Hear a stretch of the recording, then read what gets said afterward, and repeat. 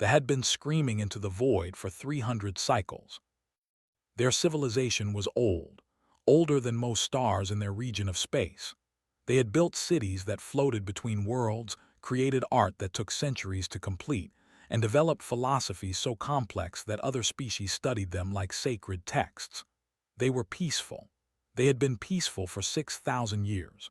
War was something they read about in ancient records, a shameful chapter of their evolution that they had long since moved past. But peace had not prepared them for the Scourge. The Scourge were not a civilization.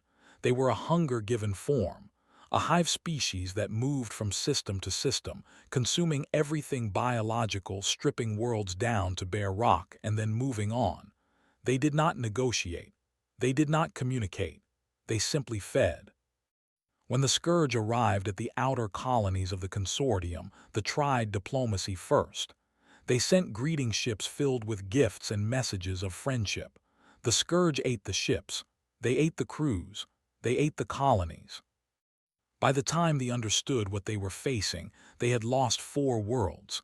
By the time they built their first warships, they had lost 9 more. Their weapons were elegant but weak. Their tactics were logical but predictable. The Scourge adapted faster than they could innovate. 17 worlds fell. 40 billion became 3 billion. The survivors retreated to their core systems and waited to die. High Commander La had lost everything to the Scourge. Her mate had been on the colony world of when it fell. Her 3 offspring had been studying at the Academy of.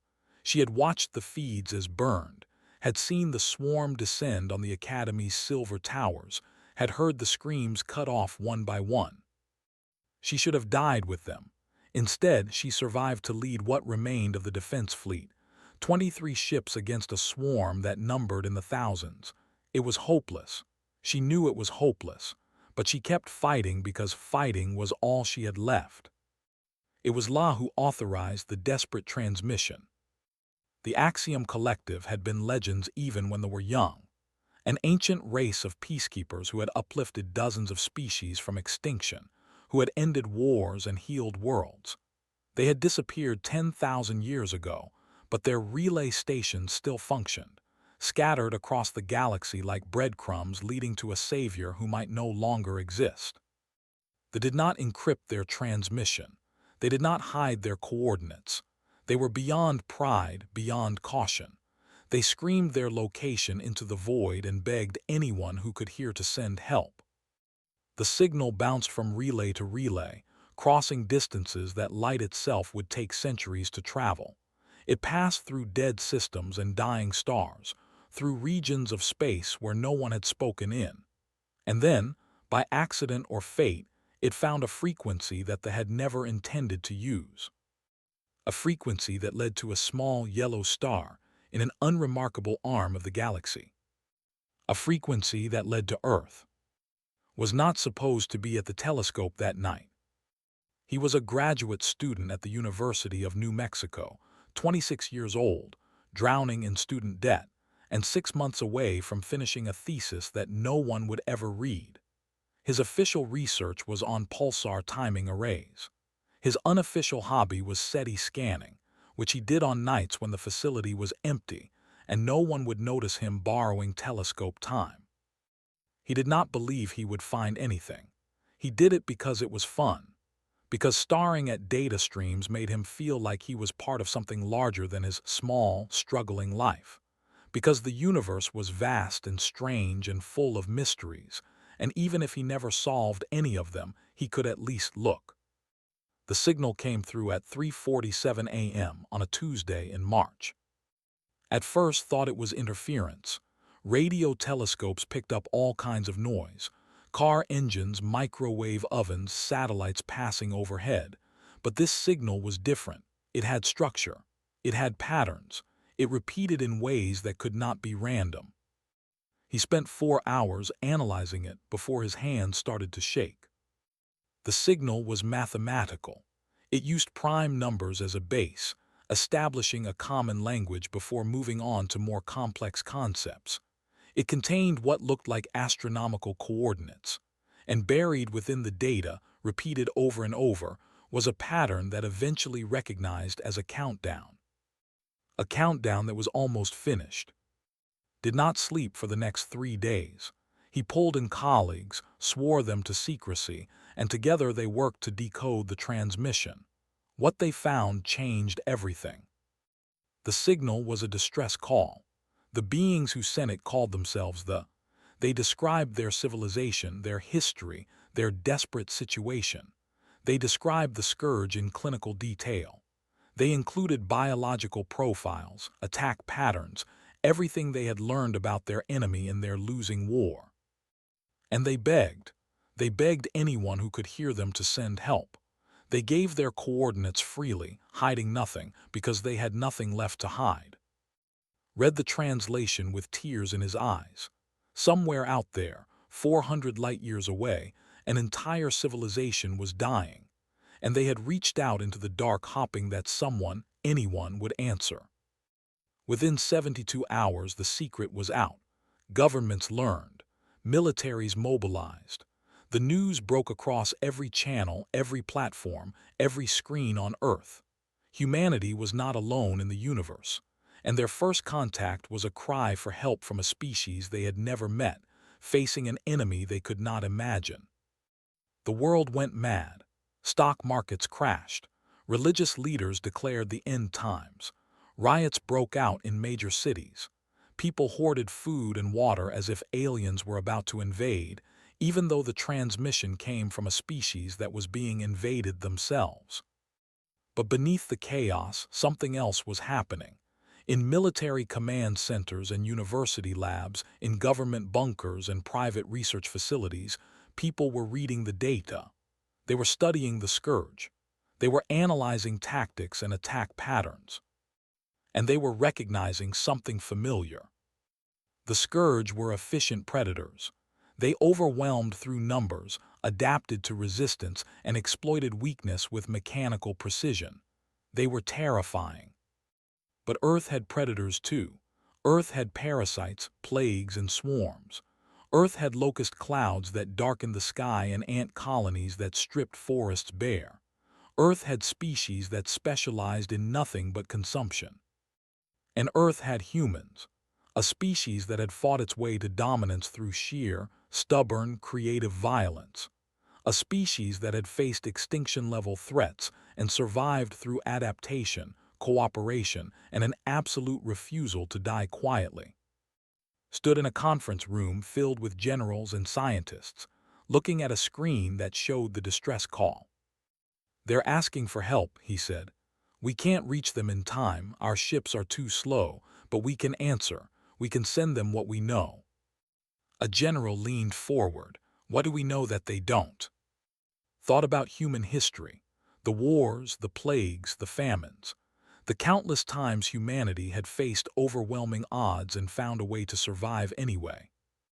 "We know how to fight," he said, "and I think they've forgotten."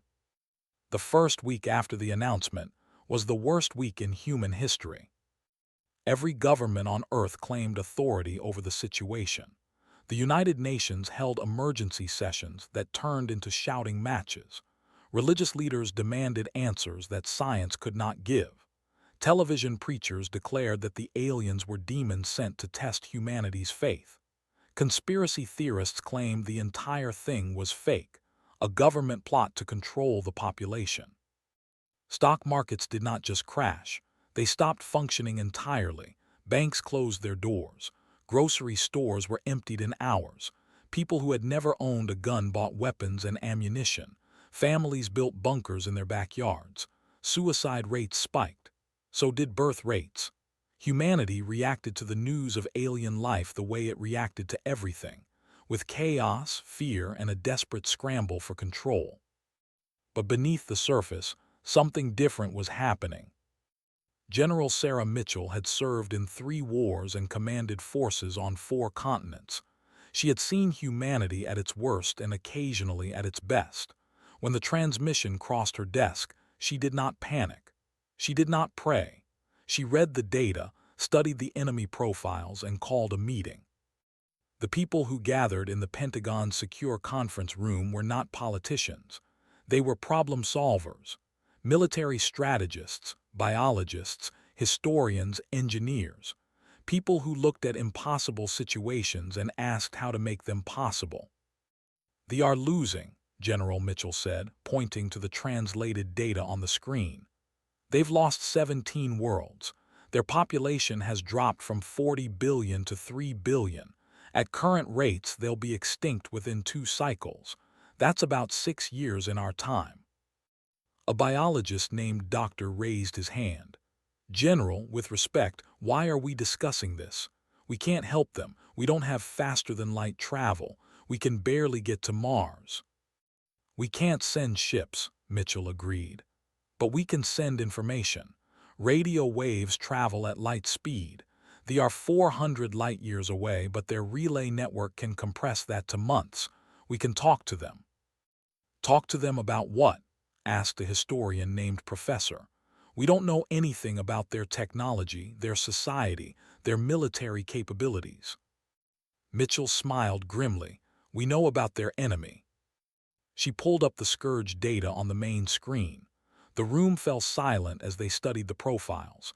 The Scourge were horrifying. Bodies the size of vehicles capable of surviving in vacuum, adapted to consume any organic matter. They attacked in waves, overwhelming defenses through sheer numbers.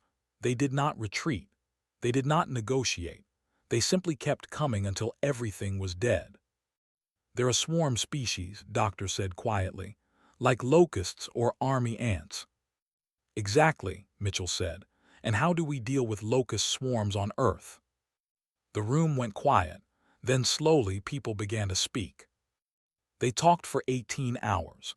They brought in more experts, entomologists who studied swarm behavior, military historians who had researched every war humanity had ever fought, psychologists who understood pack hunting and herd defense, engineers who had designed weapons for every environment imaginable. What emerged from those discussions was terrifying in its simplicity. They had been peaceful for 6,000 years. They had no concept of ambush tactics. They did not understand the value of strategic retreat. Their weapons were designed to be precise and elegant, not devastating and cruel. Their ships fought in formation, following predictable patterns that the Scourge had learned to exploit. They were smart. Their technology was advanced, but they had forgotten how to be vicious. Humanity had never forgotten. Professor stood before the assembly and laid out human military history in brutal detail. She talked about the trenches of World War I, where soldiers invented new ways to kill each other in the mud and the gas. She talked about the Pacific theater of World War II, where island-hopping campaigns had turned impossible odds into victory. She talked about guerrilla warfare, about asymmetric tactics, about the 1,000 ways humans had learned to fight enemies who outnumbered them. "Every generation," she said, "humans have faced threats that should have destroyed them, plagues that killed half the population, famines that lasted decades, wars that leveled cities, and every time we adapted, we learned, we survived." She paused. "The Scourge are terrifying, but they're predictable. They're a force of nature, like a hurricane or a wildfire, and humans have been surviving forces of nature for 200,000 years." General Mitchell took over. "We're going to compile everything we know about fighting overwhelming enemies, tactics, strategies, weapons modifications, psychological warfare, everything. We're going to translate it into terms they can understand, and we're going to send it to them." Doctor looked skeptical. "Will they even understand what we're sending? These are aliens. Their psychology could be completely different from ours." "Their distress call was full of emotion," Mitchell said. "Fear, grief, desperation. They feel things the way we do. They're not that different from us. They're just people who forgot something important, and we're going to remind them." The project took 6 months. Teams worked around the clock, compiling data from every military conflict in human history. They analyzed technology based on the fragments in the transmission and designed modifications that would make their weapons more effective. They created training simulations, tactical guides, psychological profiles of the Scourge based on behavioral analysis. They also argued constantly. Some people thought it was wrong to share military knowledge with aliens. What if they turned those weapons against other species? What if they used human tactics to conquer rather than defend? Others thought it was pointless. They were too far away. By the time the transmission reached them, they might already be dead. But who had discovered the original signal argued for something else. They asked for help, he said during one of the endless debates. They reached out into the dark and asked if anyone was listening, and we heard them. We actually heard them. For the first time in human history, we know we're not alone in the universe, and our response to that is going to be what? Nothing. Silence. He stood before the assembled committee, a graduate student speaking to generals and politicians, and did not flinch. This is our first contact with alien life. What we do now defines who we are, not just to them, but to ourselves. We can be the species that heard a cry for help and turned away, or we can be the species that answered. The vote was not unanimous. Nothing in human politics ever was, but the majority agreed. The transmission was prepared. It contained tactical manuals, weapons schematics, strategic frameworks, and thousands of hours of historical analysis. It contained examples of human warfare, edited to remove the most disturbing imagery but honest about what humans were capable of. And it contained a message, written by himself. We received your transmission. We are a species called humans from a planet called Earth. We cannot reach you in time to fight beside you. Our ships are too slow, our technology too limited, but we can teach you what we know. We know how to fight. We have been fighting since we first learned to hold weapons. We have fought each other, fought nature, fought everything that tried to destroy us. We are not proud of this, but we are alive because of it. Your enemy is overwhelming, but they are not invincible. They have patterns, they have weaknesses, and you can exploit them. This transmission contains everything we know about fighting enemies who outnumber you. Use it, adapt it, survive. We hope to meet you someday. Until then, we will be watching the stars and hopping. The transmission was sent on a clear night in October, beamed toward the relay network with enough power to reach across the galaxy. Humanity had answered the phone. Now they could only wait to see if anyone would pick up. High Commander, La had stopped hopping 14 cycles ago. Hope was a luxury they could no longer afford. Every morning she reviewed casualty reports. Every evening she planned retreats from systems they had held for. Every night she dreamed of her children burning as fell, and woke with her manipulator limbs trembling against her sleeping pod. The consortium's remaining fleet was down to 19 ships. 19 ships to defend 3 billion lives across 4 worlds. The Scourge had learned their tactics, adapted to their weapons, anticipated their movements. Each battle cost them more than they could afford. Each victory was temporary.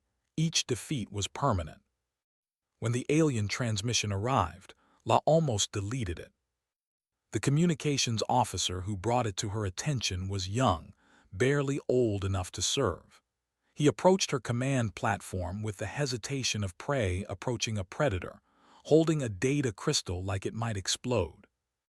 "High Commander," he said, "we received a response to the distress call from an unknown species." La did not look up from her tactical display. Unknown species. They call themselves humans. Their world is designated Earth. We have no records of them in any consortium database. A species unknown to the consortium. That meant they were young, isolated, or both, probably primitive, probably useless. But La had broadcast that distress call herself, and she owed it to her people to at least acknowledge anyone who responded. "Show me," she said. The transmission was long, much longer than she expected from a species with no presence in galactic affairs.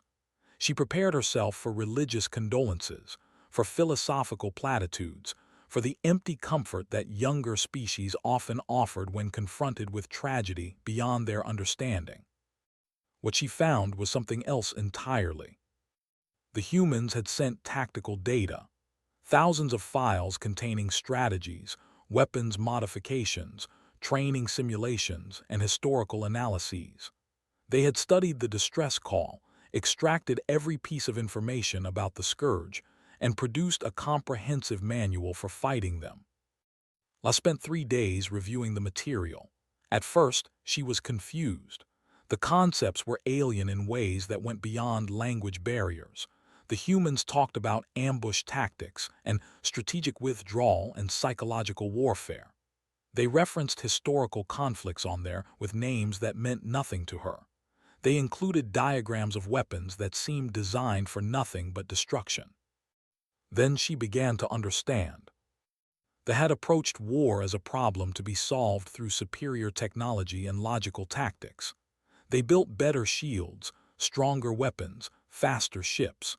They fought in formation, retreated when outnumbered, and prioritized minimizing casualties over maximizing damage. The humans did not think this way. The humans thought of war as an ecosystem, a complex, chaotic, ever-changing environment where survival depended on adaptation, deception, and ruthlessness. Their tactics were not logical. They were creative, unpredictable, vicious in ways that made La uncomfortable. One concept in particular caught her attention. The humans called it a false retreat. The idea was simple but disturbing. You pretended to lose. You pulled back your forces, made the enemy think you were running, drew them forward into territory you had prepared. And then, when they were overextended and vulnerable, you turned and struck with everything you had. It was dishonest. It violated every principle of honorable warfare that had developed over 6,000 years. It was brilliant. La called a council of her surviving commanders. They were old, tired, and skeptical. Most of them had been fighting the scourge since before the war became hopeless. They had seen too many strategies fail, too many brilliant plans collapse under the weight of the swarm. "An unknown species," said Fleet Admiral, his voice thick with exhaustion, "with no interstellar capability, offering us tactical advice. High Commander, this is not helpful. This is insulting." "Look at the data," La said. "Really look at it." She projected the human historical analyses onto the main display. The commanders watched in silence as images of human conflict filled the screen. They saw trenches filled with poison gas, cities reduced to rubble, soldiers charging into impossible odds and somehow surviving. "These creatures are monsters," said quietly. "No," La replied. "They are survivors. They have faced extinction-level threats throughout their entire history, and they are still alive, still fighting, still adapting." She highlighted a specific section of the transmission. They identified 17 weaknesses in scourge behavior that we never noticed. They designed weapons modifications using our own technology that we never considered. They are primitive by our standards, but they understand warfare in ways we have forgotten. Commander, the youngest of the group, leaned forward. "You want to implement their tactics?" "I want to try," La said. "We have tried everything else. Logic has failed us. Tradition has failed us. Maybe it is time to try something illogical." The debate lasted hours. Some commanders refused outright, calling the human tactics barbaric and dishonorable. Others were simply too tired to believe anything could work. But La was persistent, and she was the High Commander. In the end, they agreed to a single test. The Scourge were advancing on the colony world of Rest. It was a small world, home to only 40 million, but it held religious significance. The Scourge would attack it not for resources but to break morale. The fleet met them at the system's edge. And then, exactly as the humans had suggested, they began to lose. It was not easy pretending to fail. They were proud, and even fake defeat felt like real shame. Ships pulled back in apparent disarray. Formations broke apart. Distress calls flooded the communications channels. The Scourge pursued. They always pursued. They sensed weakness and charged forward exactly as their nature demanded. La watched from her command ship as the swarm followed her retreating fleet directly into the kill zone. They had spent 2 weeks preparing this region of space. They had seeded it with mines modified according to human specifications. They had hidden weapons platforms in the asteroid belt. They had positioned their remaining ships in a formation that looked like panicked flight, but was actually a carefully calculated trap. When the Scourge reached the center of the zone, gave the order. The space around the swarm erupted. Mines detonated in cascading waves, each one triggering the next in a pattern designed to maximize confusion. Hidden weapons platforms opened fire from angles the Scourge had not expected, and the ships, which had seemed to be fleeing in chaos, suddenly reversed course and attacked from all sides simultaneously. The Scourge were not intelligent in the way civilized species understood intelligence. They did not panic, did not fear, did not make decisions based on emotion. But they could be confused. Their swarm coordination could be disrupted, and when that happened, they became vulnerable. 37 hive ships died in 6 hours. It was not a complete victory. The Scourge still had thousands of ships and they had lost 3 of their own. But for the first time in 8 cycles, they had won a battle. They had killed more of the enemy than they had lost themselves. They had proven that the Scourge could be hurt. La stood on her command platform as the final casualty reports came in. Her manipulator limbs were steady for the first time in years. The humans had called their message a gift. They had offered their knowledge freely, asking nothing in return. They had looked at strangers across an impossible distance and decided to help. La did not know what kind of species did that, but she knew in that moment that she wanted to meet them someday. She began composing a response. 4 years passed on Earth. The world had changed in ways no one could have predicted. The chaos of first contact had settled into something more complex. New religions formed around the idea of cosmic brotherhood. Old religions adapted their teachings to include alien life. Governments had stopped fighting over territory and started arguing about how to represent humanity to the stars. The First Contact Institute had grown from informal research group into a global organization. They monitored the relay network constantly, searching for any sign of response. For 4 years, they heard nothing but silence. Some people said they were already dead. Others said the transmission had never reached them. A few optimists insisted that the silence was simply the time delay of interstellar communication. Radio waves were fast, but 400 light-years was still a long distance. Believe the optimists. He had to. He had dedicated his life to the hope that somewhere out there, an alien civilization was reading human tactical manuals and learning to fight. He spent his days analyzing old signals and his nights staring at the sky, waiting for an answer that might never come. It came on a Tuesday afternoon in April. The signal was stronger than the original distress call, more structured, more complex. It was not a cry for help. It was something else entirely. Was in his office when the alert came through. He ran to the main communications center, arriving just as the first translation algorithms began processing the data. The room filled with people. Scientists, administrators, government liaisons, journalists who had been camped outside the facility for months. Everyone wanted to see what the aliens had said. The translation took 3 hours. When it was finally complete, the room fell silent. The message was from High Commander La, now Supreme Admiral of the Consortium Defense Initiative. She had been promoted after a series of victories that had pushed the Scourge back from core systems.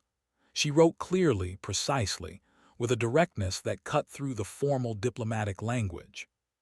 To the species called humanity from the Consortium and our allies, we received your transmission. We implemented your strategies. We are alive because of you. The message included data, lots of data, battle reports, casualty figures, strategic analyses. They had won 47 engagements since implementing human tactics. They had reclaimed 3 colony worlds. The Scourge were retreating for the first time in decades. But that was not all. We shared your tactical knowledge with the Consortium, the message continued. The Consortium contains many species, many of whom face threats similar to the Scourge. Your strategies have been adapted for 6 different conflicts across 4 regions of space. Species you have never heard of are now using your methods to defend their homes. Read that section 3 times, making sure he understood correctly. Human military doctrine was being used across the galaxy. Wars that had nothing to do with Earth were being won because of strategies developed by humans who had been killing each other for thousands of years. The irony was not lost on him. The message continued with something unexpected, a question. Your transmission included historical data about your species. We have studied it carefully. We have learned much about human warfare, human conflict, human capacity for violence. What we do not understand is why you helped us. Leaned forward, reading carefully. Our scholars have analyzed your history. You are a young species, barely capable of leaving your own world. You have limited resources, limited technology, limited power. Logic suggests that you should hoard your advantages, protect your knowledge, use your skills to ensure your own survival before worrying about strangers. Instead, you answered a distress call meant for someone else. You spent resources translating alien data. You shared your most valuable knowledge freely, without asking for payment or alliance. You reached out across impossible distance to help people you had never met. We do not understand this. The galaxy has asked us, what kind of species produces such effective warriors and then offers their knowledge to strangers? What kind of civilization develops the art of war to such heights and then uses it to save others? We do not know how to answer. We hope you will explain when we meet. The final section of the message was the most important. We are coming to find you. It will take time. Your world is far from Consortium space, and we must first ensure the Scourge threat is fully contained. But we will come. We want to meet the species that answered our call. Until then, we send you this message as thanks. You saved billions of lives. You gave hope to species who had none. You showed the galaxy that kindness can exist between strangers separated by stars. We will see you soon. The room erupted. People were crying, laughing, shouting questions that no one could answer. Government officials demanded to know what this meant for international relations. Scientists wanted to analyze the technical data. Journalists were already writing headlines that would change history. Stood in the middle of the chaos, reading the message again and again. They were coming. Aliens were actually going to visit Earth. Humanity's first response to first contact had been to share its most violent knowledge with strangers, and that response had saved civilizations. There was something deeply strange about that, deeply human. General Mitchell found him later, after the initial chaos had subsided. She was older now, grayer, but her eyes were just as sharp. They asked why we helped them, she said. We need to give them an answer. Thought about it. He thought about human history, about all the wars and plagues and disasters that had shaped their species. He thought about how humans had survived not despite their violence but because of it. And he thought about how that same violence, that same desperate creativity, had been transformed into a gift for strangers. We're what our world made us, he said slowly. Earth is harsh, dangerous. It forced us to become fighters. But somewhere along the way, we also became something else. We became people who see suffering and want to fix it, not because we'll gain anything, but because suffering is wrong, because we remember what it felt like to be helpless, and we don't want others to feel that way. Mitchell nodded. That's very philosophical. They are philosophers. They'll appreciate it. The response was drafted over the following weeks. Every word was debated, analyzed, revised. Philosophers argued about how to explain human morality. Military experts worried about revealing too much about human capabilities. Politicians wanted to include demands for technology sharing. In the end, the message was simple. We are what our world made us, and we decided that what we learned in darkness could be used to help others survive. We hope that counts for something. We look forward to meeting you. The transmission was sent on a clear night, just like the first one. Stood outside the facility and watched the stars, knowing that somewhere out there, an alien fleet was preparing to make the longest journey in galactic history. To visit the strange, violent, inexplicably kind species that had answered a call meant for someone else. To meet humanity. 12 years after discovered the first signal that came to Earth. The ship that entered the Sol system was called Gratitude's Echo, and it was the most advanced vessel humanity had ever seen. It moved through space without visible propulsion, sliding between stars like a fish through water. Its hull was made of materials that Earth scientists could not identify. Its design was beautiful in a way that human ships never were, all flowing curves and iridescent surfaces. Humanity watched it approach with a mixture of wonder and terror. The world had spent 12 years preparing for this moment. Diplomatic protocols had been drafted and revised 1,000 times. Military forces had been positioned around the globe, ready for threats that no one truly expected. Religious leaders had prepared statements of welcome. Scientists had assembled teams to study anything the aliens chose to share. And ordinary people had simply waited, knowing that their lives were about to change forever. Stood on the diplomatic platform in Geneva, watching the alien vessel descend through the clouds. He was 50 years old now, gray-haired and tired, but his eyes still held the same wonder they had shown when he first decoded the distress call. He had dedicated his life to this moment. He was terrified and exhilarated and deeply, profoundly grateful that he had lived to see it. The Gratitude's Echo landed without sound. Its hull opened, and the first alien delegation in human history stepped onto Earth. Supreme Admiral La led them. She was tall by standards, nearly 7 feet, with compound eyes that reflected the gray Swiss sky and manipulator limbs that moved with careful grace. Behind her came representatives of 6 other species, beings of such varied shapes and sizes that human minds struggled to process them all. They were not alone. The consortium had sent ambassadors from every species that had used human tactics to survive their own wars, who had fought a machine intelligence bent on eradicating organic life, who had defended their home ocean from invasive species that consumed entire ecosystems, the 6 civilizations, all of whom existed because of strategies developed by humans who had never heard of them. The welcoming ceremony was broadcast to every screen on Earth. Billions of people watched as alien feet touched human soil. Some cried, some prayed, some simply stared in disbelief, unable to process what they were seeing. La approached the human delegation. She moved slowly, carefully, aware that she was being watched by an entire planet. Her compound eyes swept across the assembled representatives, soldiers and scientists, politicians and poets, the confused and hopeful masses of humanity. Then she did something that shocked everyone, including her own delegation. She bowed. It was not a gesture.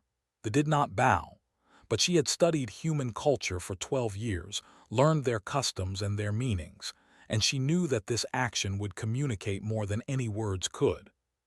When she straightened, her voice was amplified by translation devices that rendered her language into perfect English. 12 years ago, we sent a distress call into the void. We were dying. Our civilization was being consumed. We had lost hope. The silence was absolute. Even the wind seemed to pause. You answered that call. You did not know us. You could not reach us. You had no reason to help, no obligation, no expectation of reward, but you answered anyway. She gestured to the delegation behind her. Every species you see here today owes their existence to your answer. The knowledge you shared has saved billions of lives across this galaxy. Wars that seemed hopeless have been won. Species that faced extinction now thrive. La paused, and something changed in her expression. Something that humans recognized despite the alien features. Emotion, gratitude, sorrow. "We came here expecting to find warriors," she said. "Your tactics are brilliant and terrible. Your history is filled with violence that makes our ancient wars seem gentle by comparison. We expected a species of soldiers, of killers, of beings who had mastered destruction." She looked directly at who stood frozen at the center of the human delegation. "Instead, we found something rarer, something we did not expect. A species that looks at the suffering of strangers and says, 'This is not acceptable. Let me help.' A species that takes its capacity for violence and chooses, deliberately, to use it to protect rather than conquer." She extended a manipulator limb. It was the gesture of alliance, one they had not offered another species in 4,000 years. The ancient promise of partnership, of shared fate, of bonds that would last beyond lifetimes. "The galaxy dialed the wrong number," La said, "but you picked up anyway, and now we would like to know, what else can you teach us?" Stepped forward. His legs trembled slightly. His heart pounded in his chest. He was a 60-year-old academic who had never expected to do anything important, and he was about to speak for all of humanity. He took La's limb in his hand. The texture was strange, smooth and slightly cool, unlike anything human. But the gesture itself was universal. Two beings reaching across an impossible distance to connect. "We're still figuring that out ourselves," said. His voice was steady, surprising him. "We've spent our whole history fighting each other, fighting nature, fighting everything that tried to kill us. We're good at it, maybe too good." He paused, looking at the assembled aliens, at the cameras broadcasting his words to billions of humans. "But we've also spent our whole history learning that enemies can become friends, learning that violence isn't the only answer, even if it's sometimes necessary, learning that the strongest thing you can do is help someone who can't help themselves." He squeezed La's limb gently. "You asked what else we can teach you. I don't know the answer yet, but I know this: we're better at figuring things out when we're not alone." Above them, through the glass ceiling of the assembly hall, the stars burned cold and ancient. The same stars that humanity had watched for thousands of years, dreaming of contact, fearing invasion, hoping for connection. The same stars that they had navigated for, building their peaceful civilization, forgetting how to fight, almost losing everything. Now those stars held new meaning. They were not empty anymore. They were filled with civilizations, with allies, with possibilities that humanity had never imagined. La's compound eyes gleamed. "Then let us figure things out together." She turned to face the cameras, speaking now to all of humanity. "You called yourselves a young species, primitive, limited. You apologized for your violent history as if it were a flaw, but we see it differently now." Her voice carried across the world. "Your violence was never a flaw, it was a gift. It made you survivors, and you chose freely to share that gift with strangers. That choice is what defines you. Not your wars, not your weapons, not your history of killing, but your decision to take everything you learned in darkness and use it to bring others into the light." She raised her manipulator limb high, and behind her, the delegates of 6 species did the same with whatever appendages they possessed. "The galaxy welcomes you, humanity, the species that answered when no one was calling them, the warriors who chose to be healers, the survivors who taught others to survive." Looked at the alien faces around him, at the human faces behind him, at the screens showing billions of people watching in wonder and hope and fear. He thought about that night in New Mexico, so many years ago, when he had been a lonely graduate student running unauthorized scans just to feel connected to something larger than himself. He had found a signal, a cry for help, a message meant for someone else. And humanity had picked up the phone. "Welcome to Earth," he said to La. "We have a lot to talk about." She made a sound that his translator rendered as laughter. "Yes, we have centuries of conversation ahead of us, perhaps." The wind picked up, carrying the scent of rain and green growing things.